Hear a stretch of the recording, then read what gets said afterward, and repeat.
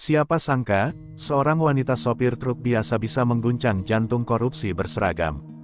Ketika pungli dan kekerasan menjadi makanan harian di jalanan Ring Road, satu keberanian muncul dari balik kemudi. Namanya Nadira, dan dengan truk, luka, serta nyali yang tak bisa dibeli, ia menabrak sistem busuk hingga roboh. Tapi, beranikah kau berjalan sendirian melawan mereka yang mengaku penegak hukum? Di pagi buta yang dingin dan berkabut, truk Fuso berlogo Siba Surya perlahan meninggalkan terminal kargo.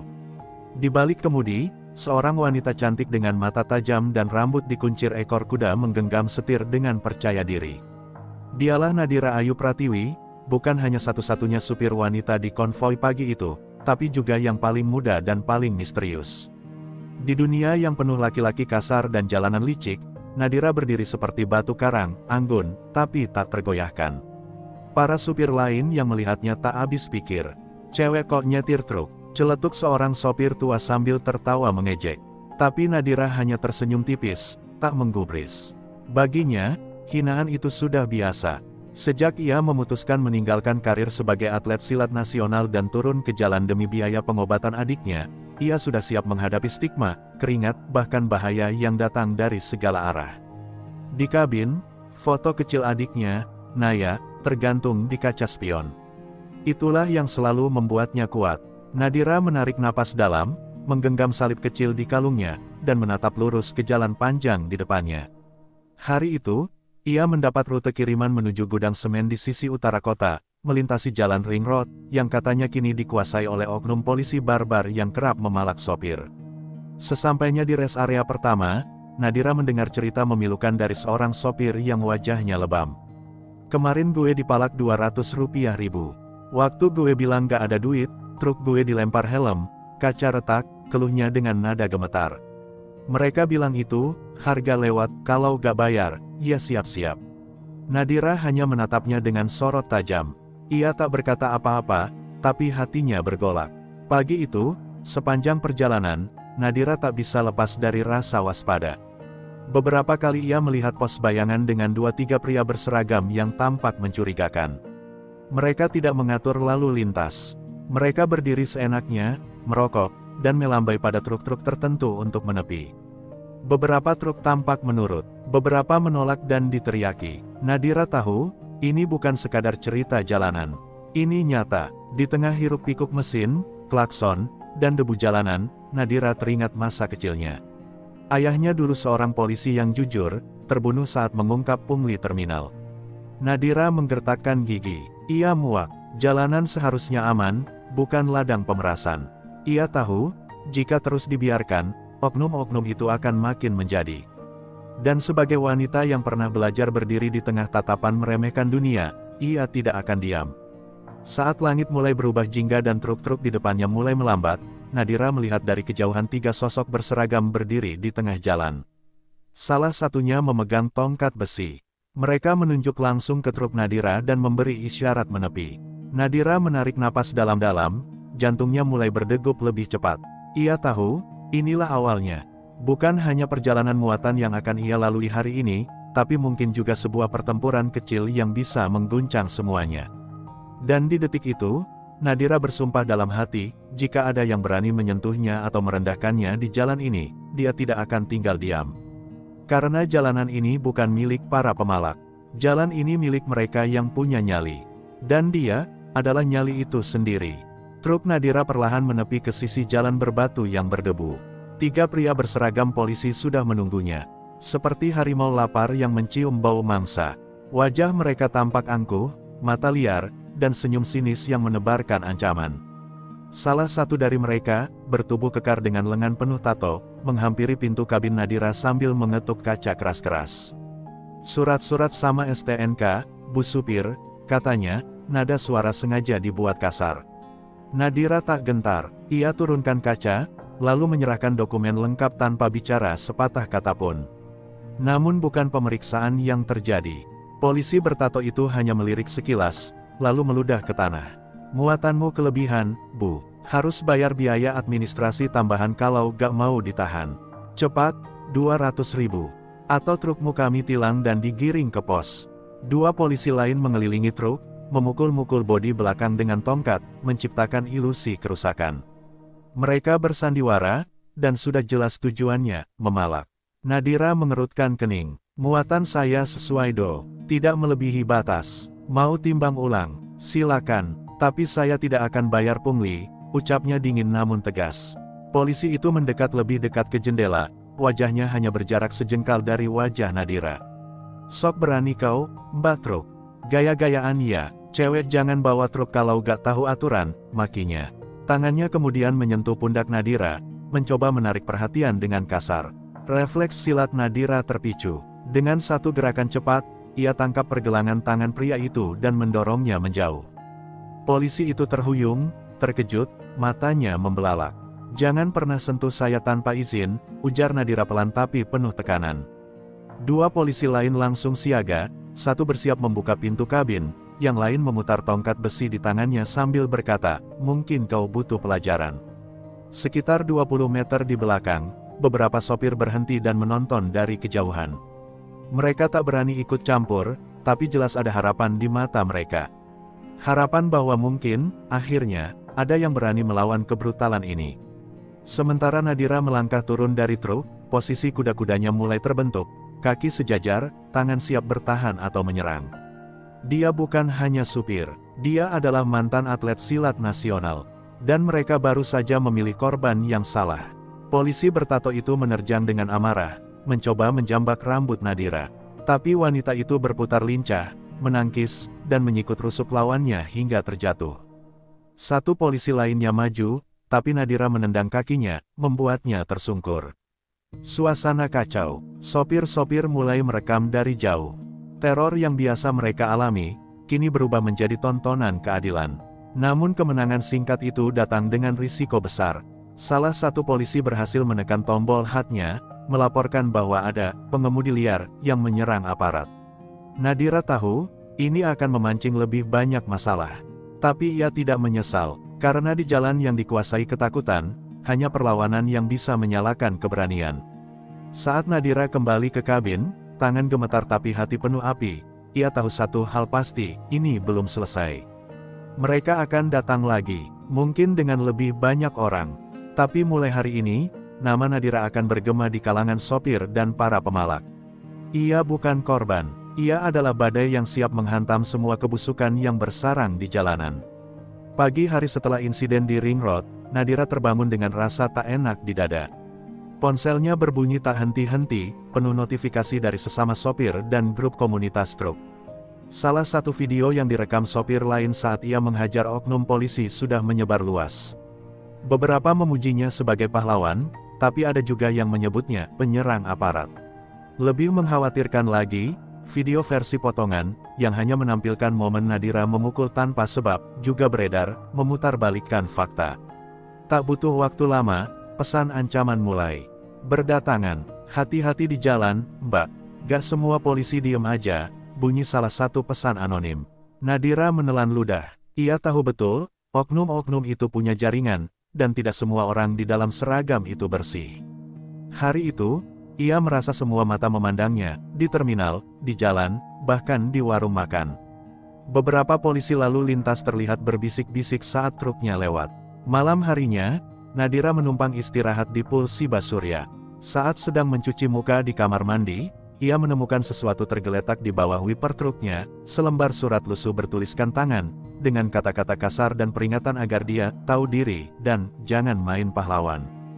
Di sisi lain, manajer armada tempat Nadira bekerja memanggilnya secara pribadi dan menyampaikan bahwa ada tekanan dari atas agar Nadira ditangguhkan sementara. Nadira hanya diam, hatinya menjerit. Dalam kebingungannya, Nadira mencari satu-satunya orang yang pernah jadi pemandunya dalam hidup selain sang adik, Pak Harun, mantan pelatih silat yang kini menjadi wartawan investigasi. Mereka bertemu di warung tua di pinggir kota. Setelah mendengar semuanya, Pak Harun mengangguk tenang. Nadira, yang kamu lawan itu bukan 3 orang, tapi jaringan gelap. Kalau kamu siap lanjut, kita harus buktikan semuanya secara sistematis. Tapi konsekuensinya besar, bisa jadi nyawa taruhannya. Di titik ini, Nadira tidak ragu lagi. Saya tidak akan mundur, Pak. Kalau saya mundur, mereka akan terus makan korban. jawabnya dengan mata berkaca-kaca namun penuh tekad.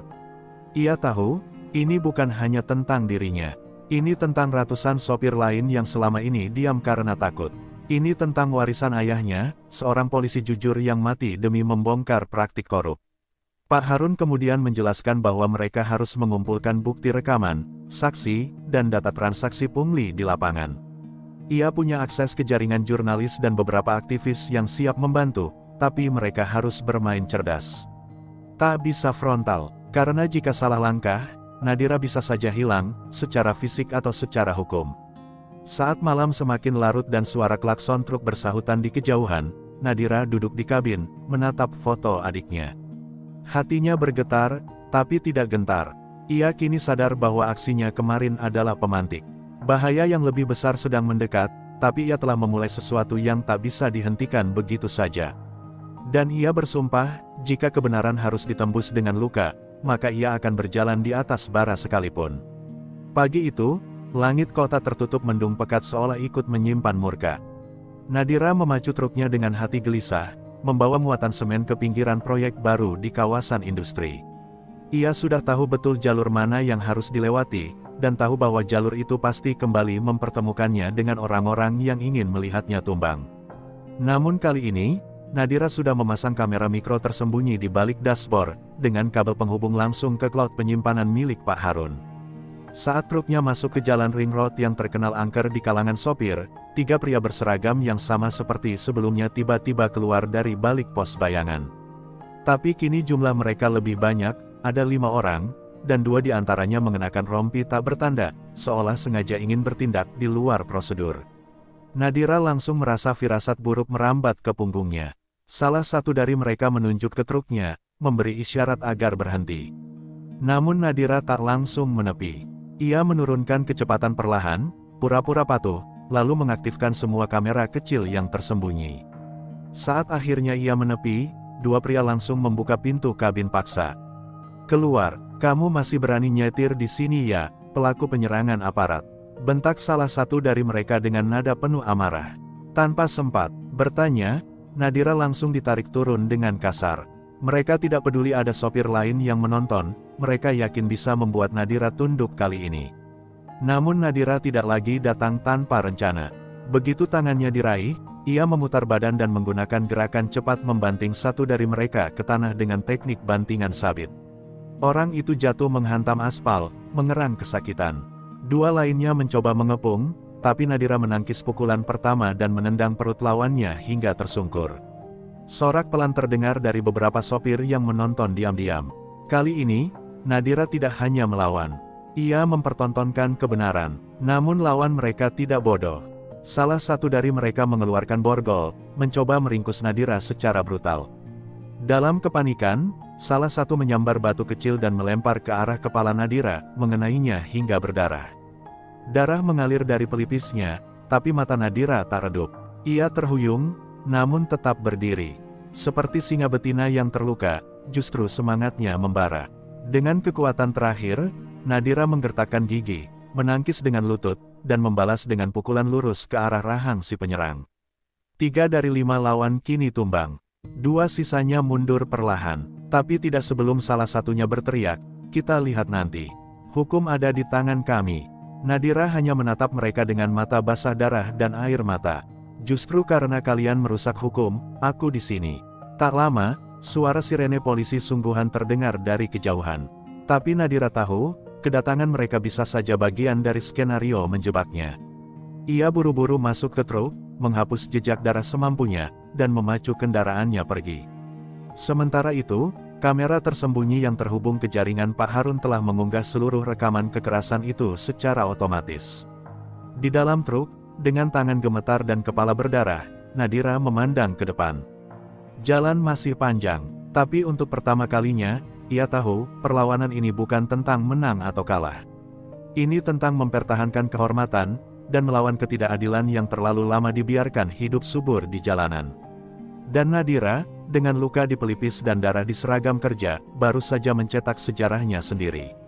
Hari berikutnya, wajah Nadira terpampang di berbagai grup WhatsApp sopir, berita daring, bahkan beberapa stasiun televisi lokal. Namun bukan sebagai korban kekerasan, melainkan sebagai pengemudi arogan yang melawan aparat negara dan menimbulkan keributan di jalur logistik. Potongan video yang sengaja diedit hanya menunjukkan Nadira sedang memukul seorang petugas, tanpa menunjukkan penyebab dan situasi yang sebenarnya. Publik mulai terbelah, banyak yang menghujat, sedikit yang membela, dan pihak berwenang pun mulai bergerak. Pagi itu, Pak Harun datang tergesa ke rumah kontrakan Nadira membawa kabar buruk. Surat pemanggilan dari kepolisian telah dikeluarkan, bukan sebagai saksi, tapi sebagai tersangka penganiayaan.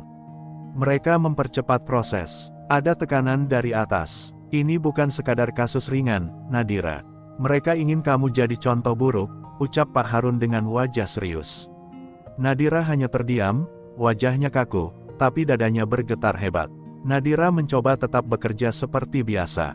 Namun di jalan, banyak mata yang kini memandangnya dengan curiga. Bahkan sesama sopir yang dulu kagum kini mulai menjauh, takut terseret masalah. Beberapa truk dari Siba Surya menolak konvoi bersamanya. Manajer armada pun memberitahu bahwa truknya akan diservis untuk waktu yang tidak ditentukan, jelas alasan formal untuk menyingkirkannya sementara. Sore itu, sebuah mobil tak dikenal membuntuti Nadira sepanjang jalan menuju Pul. Saat ia berhenti, dua pria turun dari mobil dan mencoba memaksa masuk ke kabin truknya. Nadira berhasil mengunci pintu dan membunyikan klakson panjang, menarik perhatian warga. Mobil itu pun melesat pergi. Nadira gemetar. Ia tahu, ini bukan kebetulan. Mereka sedang menciptakan rasa takut, memaksa dia menyerah. Malam harinya, Nadira menangis diam-diam di atas sajadah, sementara suara azan Isya bergema sayup dari kejauhan. Ia merasa sendirian. Ayahnya sudah tiada, ibunya meninggal sejak kecil, dan adiknya kini dirawat di rumah sakit dengan kondisi lemah. Namun di tengah air mata itu, ia merasakan satu hal yang lebih besar dari rasa takut, amarah terhadap ketidakadilan yang dilanggengkan dengan seragam, kekuasaan, dan kebohongan. Esoknya, ia menemui Pak Harun. Kita tidak bisa bertahan, kita harus menyerang balik, katanya dengan mata menyala. Pak Harun tersenyum tipis. Aku sudah menghubungi rekan-rekanku. Ada dua wartawan TV nasional yang siap turun tangan. Tapi kamu harus punya sesuatu yang lebih kuat dari video. Kamu harus punya saksi dari dalam. Nadira mengangguk, pikirannya langsung tertuju pada seseorang, Bang Akbar sopir senior yang dulu pernah jadi korban pungli tapi tak pernah berani bersuara. Dengan segala keberaniannya, Nadira mendatangi Bang Akbar malam itu. Ia memohon agar pria itu bersedia bersaksi, membawa bukti bahwa jaringan pungli ini bukan hanya melibatkan oknum lapangan, tapi juga perwira tinggi. Akbar awalnya menolak, takut pada keselamatan keluarganya. Tapi saat melihat luka di kepala Nadira dan video utuh rekaman kejadian itu, ia hanya berkata lirih, kalau kamu berani berdiri di depan, maka aku akan berdiri di belakangmu. Di tengah gempuran opini publik, ancaman dari dalam sistem, dan rintangan yang terus memburu, Nadira tahu satu hal pasti, keadilan tidak akan datang jika hanya ditunggu. Ia harus menjemputnya, meski harus menantang seluruh bangunan busuk yang menopang kekuasaan di jalanan. Dan saat bulan mulai penuh di langit, Nadira menatap ke atas dengan satu keyakinan, ia tak akan mundur, tak peduli seberapa kotor permainan yang akan datang. Beberapa hari setelah pertemuan dengan Bang Akbar, rencana besar pun mulai dijalankan. Dengan bantuan dua jurnalis investigasi dari televisi nasional, Nadira dan Pak Harun mulai menyusun laporan mendalam, data waktu dan lokasi pungli, siapa saja oknum polisi yang terlibat, hingga siapa yang selama ini menerima aliran uangnya. Bang Akbar diam-diam menyumbangkan peta jalur pungli, sebuah dokumen lusuh yang ia gambar dengan tangan sendiri, lengkap dengan kode sandi dan titik-titik penyerahan uang. Dalam investigasi itu terungkap bahwa praktik pemalakan di Ring Road bukan kejadian acak. Setiap hari, truk-truk yang lewat dipungut uang jalan, sebesar Rp100.000 hingga Rp300.000. Jika menolak, akan ditilang, dirusak, bahkan dipukul. Dana itu lalu dikumpulkan dalam amplop, dibawa tiap malam ke sebuah rumah mewah di pinggiran kota. Dan di sanalah benang merahnya mengarah, Kompol Raditya perwira polisi senior yang selama ini dikenal bersih dan ramah di hadapan publik. Pak Harun memutar ulang rekaman hasil penyamaran. Dalam video buram itu, seorang anak buah Kompol Raditya dengan jelas menyebut, Pak Radit minta setoran naik mulai minggu ini. Banyak acara keluarga katanya. Nadira menutup mata saat mendengarnya. Hancur rasanya menyadari bahwa orang yang dulu dipuja-puja sebagai simbol integritas, ternyata adalah dalang dari penderitaan para sopir kecil. Malam itu, mereka mengatur pertemuan rahasia dengan pihak televisi nasional. Di sebuah kamar hotel kecil, Nadira duduk berhadapan dengan kamera, wajahnya tanpa riasan, rambut diikat seadanya. "Saya bukan siapa-siapa," ucapnya, suara bergetar, "tapi saya lelah melihat kami, para supir, diperas di jalan yang seharusnya kami lewati dengan aman." Ia lalu menunjukkan bukti rekaman, foto-foto, hingga peta pungli dari Bang Akbar. Laporan investigasi itu akhirnya tayang. Dalam satu malam, nama Nadira kembali viral. Tapi kali ini bukan sebagai pelaku, melainkan sebagai whistleblower asteris pemberani. Publik terbelah, ada yang mulai mendukungnya, tapi juga ada tekanan besar dari dalam institusi. Namun dampaknya mulai terasa, Propam Mabes Polri turun tangan. Investigasi resmi dibuka, dan sejumlah nama, termasuk Kompol Raditya, mulai dipanggil. Namun di balik semua itu, bahaya semakin mendekat. Ponsel Pak Harun diretas, wartawan TV mulai diteror. Bahkan rumah kontrakan Nadira dilempari batu saat malam. "Ini adalah titik di mana mereka merasa terpojok," ujar Pak Harun. Dan justru di titik inilah mereka bisa jadi paling ganas. Nadira hanya menggenggam kalung milik mendiang ayahnya, berharap kekuatan datang bukan hanya dari keberanian, tapi juga dari kebenaran. Sementara itu, di sebuah ruang rapat tertutup kepolisian, Kompol Raditya dengan wajah dingin menatap berkas laporan yang kini menjebaknya. "Cari perempuan itu, cari semua yang bantu dia," bisiknya pada bawahannya. Nadira mungkin telah menyulut api keadilan, tapi ia juga tengah berdiri di lingkaran api yang siap membakarnya kapan saja. Namun satu hal pasti, langkahnya tak akan surut. Karena setiap suara klakson yang dibungkam oleh pungli, setiap tetes keringat sopir yang dirampas dengan dalih hukum, kini telah menemukan juru bicaranya, Nadira, sang serikandi truk yang kini bukan lagi hanya membawa muatan, tapi juga beban kebenaran. Langit pagi tampak kelabu saat Nadira kembali duduk di balik kemudi truk Fuso berlogo Siba Surya. Kali ini, bukan sekadar perjalanan antar muatan biasa, ini adalah operasi pengumpanan yang dirancang bersama wartawan investigasi dan Propam Mabes Polri. Kamera-kamera tersembunyi terpasang di kabin, di kaca spion, bahkan di bawah dashboard. Sinyal video terhubung langsung ke mobil tim pengintai yang mengikuti dari kejauhan. Nadira tahu, sekali saja dia gagal bermain peran, nyawanya bisa jadi taruhan. "Ini jalan paling gila yang pernah kamu ambil," ujar Pak Harun sebelum keberangkatan. "Tapi kalau berhasil, mereka akan masuk perangkapnya sendiri." Nadira hanya mengangguk pelan. Di saku celananya, ia menyimpan kalung kecil milik almarhum ayahnya, sebagai pengingat bahwa darah keberanian mengalir dalam dirinya. Ia telah bersiap, bukan untuk bertarung dengan tangan kosong, tapi dengan seluruh kekuatan hukum dan kebenaran yang ia perjuangkan. Saat truknya memasuki zona ring road, suasana mendadak mencekam. Sebuah pos bayangan berdiri seperti biasa, dengan beberapa sosok berseragam sudah menunggu. Nadira sengaja mempercepat laju truk sedikit, seolah tergesa. 3 orang oknum berdiri dan melambaikan tangan agar truknya menepi. Nadira menahan napas, lalu perlahan menepikan kendaraannya. Ini adalah titik genting, detik-detik sebelum perang diam dimulai. Seorang polisi mendekat dengan wajah masam. "Kamu lagi," suaranya kasar, "mau sok jadi pahlawan lagi? Kami sudah capek main sama kamu." Nadira hanya membalas dengan senyum kecut. "Saya cuma lewat, Pak. Kiriman ini harus sampai pagi ini.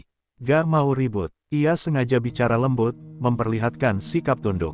Tapi dalam dadanya, jantung berdegup lebih cepat dari putaran roda. Polisi itu menunjuk surat muatan dan STNK Nadira.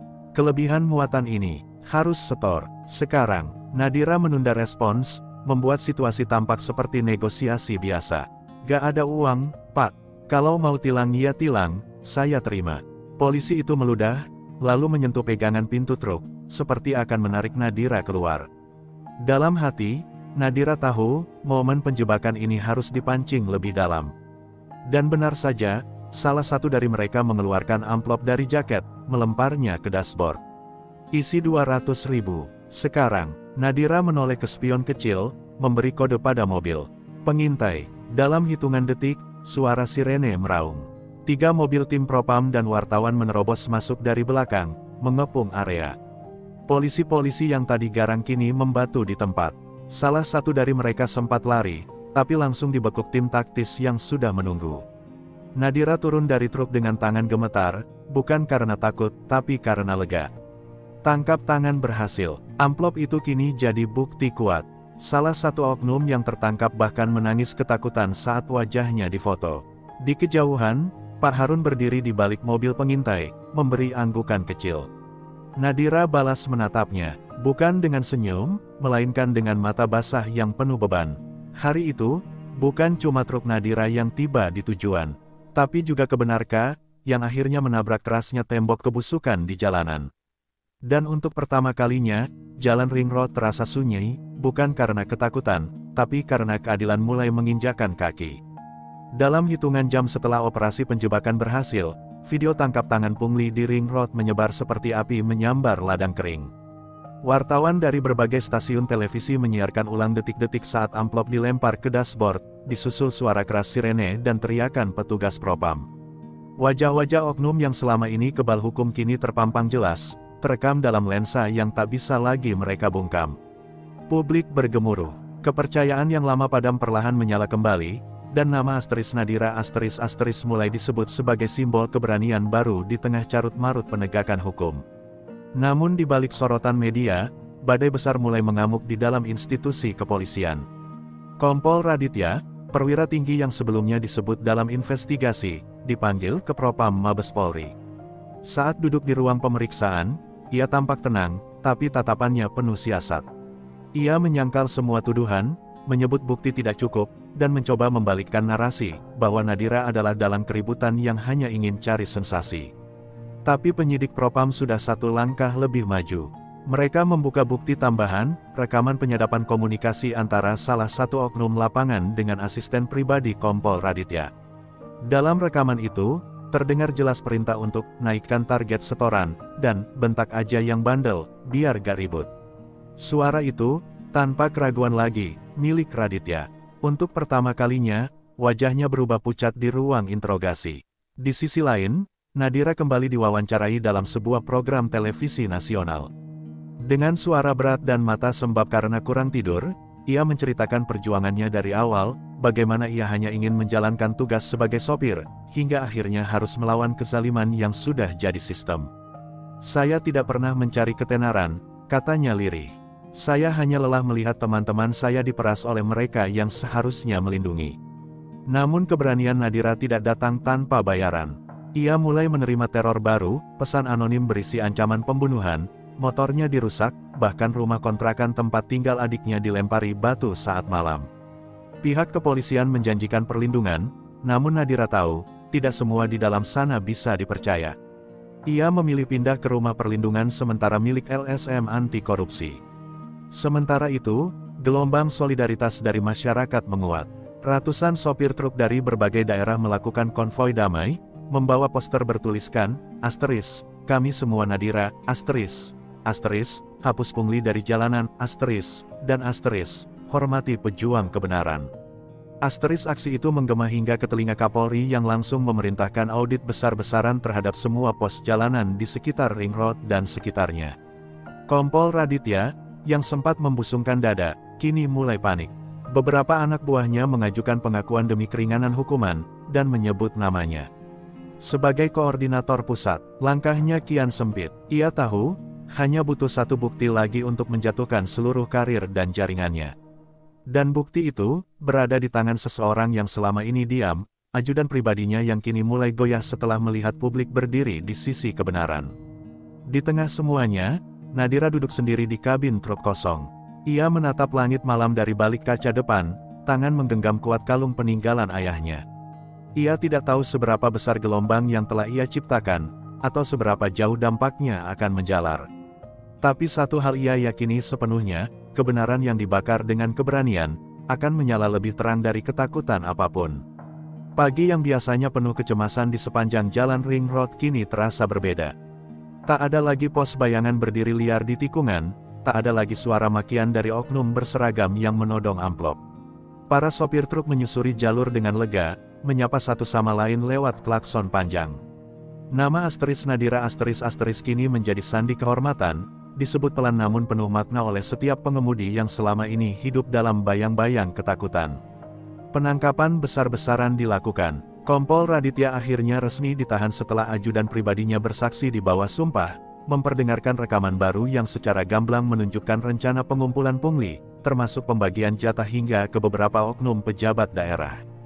Di layar televisi nasional, berita utama menampilkan wajah Raditya di borgol, disorot kamera saat keluar dari gedung Bareskrim. Bagi masyarakat biasa, itu mungkin hanya berita, tapi bagi Nadira, itu adalah kemenangan moral. Namun bukan hanya Raditya, dalam beberapa hari, lebih dari 23 orang ditangkap, mulai dari oknum polisi lalu lintas, perantara lapangan, hingga beberapa preman bayaran yang selama ini melindungi jaringan itu dengan kekerasan. Propam membuka hotline pengaduan dan menerima ratusan laporan dari seluruh Indonesia. Kasus Ring Road menjadi pemicu revolusi kecil di tubuh kepolisian. Di berbagai daerah, Kapolres dimutasi, pos liar dibongkar, dan sistem pengawasan diperketat. Meski begitu, bagi Nadira, perjuangan belum benar-benar selesai. Rumah kontrakannya sudah kosong. Ia memilih tidak kembali ke tempat lama karena trauma belum reda. Ia masih menerima ancaman, kini lebih halus tapi tak kalah menusuk, fitnah di media sosial, upaya pembunuhan karakter, bahkan rumor bahwa ia dibayar oleh pihak asing. Namun Nadira tetap diam. Ia tak perlu membalas, karena suara kebenaran kini berbicara lewat tindakan. Suatu sore, ia diundang ke acara penghargaan oleh Kementerian Perhubungan sebagai asteris, pejuang keselamatan jalan nasional. Asteris-asteris dalam acara itu, para pejabat memujinya, memberi piagam dan sambutan panjang. Namun Nadira hanya berkata singkat saat diminta berbicara, "Saya bukan pahlawan. Saya cuma sopir, tapi saya tidak bisa diam ketika yang kuat menginjak yang lemah." Tepuk tangan panjang mengiringi ucapannya, banyak yang menangis haru, termasuk para sopir yang hadir dari berbagai kota. Pak Harun, yang setia mendampinginya sejak awal, akhirnya diminta menulis buku tentang kasus Ring Road. Ia menamai bukunya, Truk dan Nyali, Catatan Perlawanan Seorang Perempuan Biasa. Nadira menjadi simbol perjuangan, bukan karena kekuatan fisik, tapi karena ia bertahan saat semua orang menyerah, dan melawan saat semua memilih tunduk. Di jalanan, para sopir mulai mengibarkan bendera putih kecil bertuliskan, asteris, bebas pungli. Terima kasih Nadira, asteris. Bahkan anak-anak kecil di pinggir jalan mulai mengangkat tangan ke arah truk-truk yang lewat, memberi salam hormat. Nadira melihat itu dari kejauhan, matanya basah. Ia tak pernah mengira, perlawanan kecilnya bisa menjadi gelombang yang membersihkan jalanan dari ketakutan yang menahun. Dan meski jalan, hidupnya masih panjang, satu hal telah ia ubah untuk selamanya, jalanan itu kini bukan lagi milik para pemalak, tapi milik mereka yang bekerja jujur. Milik mereka yang berani, milik orang-orang seperti Nadira. Beberapa bulan setelah kasus Ring Road mengguncang negeri, Nadira menjalani hari-hari yang berbeda. Ia tak lagi hanya dikenal sebagai sopir truk, melainkan sebagai simbol perlawanan yang hidup. Di berbagai terminal dan pangkalan, wajahnya dicetak di spanduk kecil, bersama kutipan yang kini abadi, "Saya bukan pahlawan. Saya cuma sopir, tapi saya tidak bisa diam ketika yang kuat menginjak yang lemah." Kata-kata itu menjadi gema yang tak lekang oleh waktu. Nadira sempat ditawari berbagai jabatan, duta keselamatan jalan, pegawai kementerian, bahkan bintang iklan perusahaan logistik. Tapi ia menolak halus. Ia merasa tempatnya tetap di jalanan, bersama truk, bersama debu dan aspal, bersama suara klakson yang selama ini membentuk identitasnya. Ia kembali menyetir, dengan tenang, tapi kini dengan kehormatan yang menyelimuti tiap langkah rodanya. Di sisi lain, perubahan struktural mulai dirasakan. Polisi-polisi muda kini lebih berhati-hati saat bertugas di jalan. Pos pungli dibongkar, pelatihan integritas diadakan secara berkala, dan sistem pengawasan berbasis teknologi mulai diterapkan. Nadira menjadi saksi bahwa perubahan memang mungkin, asal dimulai dengan satu langkah kecil yang tak gentar di hadapan raksasa. Adiknya, Naya, yang dulu sakit dan hanya bisa menonton perjuangan Nadira lewat layar ponsel, kini mulai pulih. Ia duduk di bangku SMA dan menulis puisi tentang kakaknya. Salah satu puisinya bahkan dibacakan dalam upacara Hari Anti Korupsi Nasional. Di baris terakhir puisi itu tertulis, "Kakakku bukan pembawa senjata. Tapi dengan truk dan nyali, ia menabrak gelap menuju terang." Pada suatu malam, Nadira duduk di atas truknya yang terparkir di pinggir laut, angin berhembus lembut membawa aroma garam dan keheningan. Ia menggenggam kalung peninggalan ayahnya, mengingat masa kecil, saat ia digendong dan diajak menatap bintang oleh sang ayah yang dulu gugur dalam perjuangan keadilan. Kini ia tahu, ia telah melanjutkan jejak itu, walau lewat jalan yang berbeda. Pak Harun, kini menjadi penulis terkenal dan pembicara nasional, masih sering menghubungi Nadira. Mereka berbagi cerita, tertawa kecil, dan mengenang saat-saat genting di masa lalu. "Kau tahu, Nadira," katanya dalam suatu percakapan, "kau bukan hanya membersihkan jalan dari pungli. Kau membersihkan hati banyak orang dari ketakutan." Nadira hanya tersenyum lirih. Ia tahu, perjuangan bukan tentang popularitas, tapi tentang keberanian mengambil sikap saat yang lain memilih diam. Di akhir tahun, sebuah monumen sederhana dibangun di sudut jalan Ring Road, sebuah patung kecil truk Fuso dengan plakat bertuliskan, "Untuk mereka yang berani melawan meski sendiri." Di bawahnya tertulis satu nama yang tak akan dilupakan oleh dunia logistik, hukum, dan rakyat kecil, Nadira Ayu Pratiwi. Dan ketika matahari pagi kembali menyinari aspal jalanan yang kini lebih bersih, lebih aman, dan lebih bermartabat, satu hal telah menjadi nyata, keberanian seorang wanita biasa telah mengguncang sistem yang luar biasa. Nadira telah membuktikan, bahwa di balik suara klakson dan debu jalan, bisa lahir revolusi.